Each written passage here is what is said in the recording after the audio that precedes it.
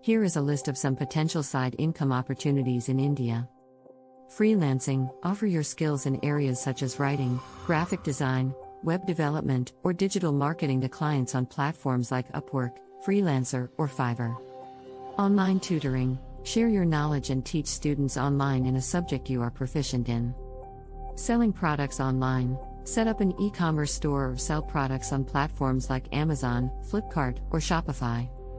Affiliate marketing. Promote products or services and earn a commission for every sale made through your unique referral link.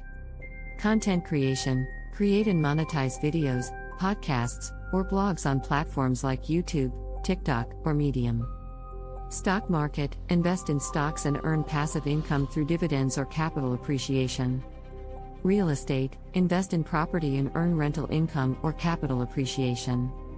Dropshipping. Create an e-commerce store and sell products that are fulfilled by a supplier. Photography. Sell your photos on stock photography websites like Shutterstock or iStock. Online surveys. Participate in online surveys and earn cash or gift cards. Note: some of these opportunities may require specific skills, certifications, or initial investments.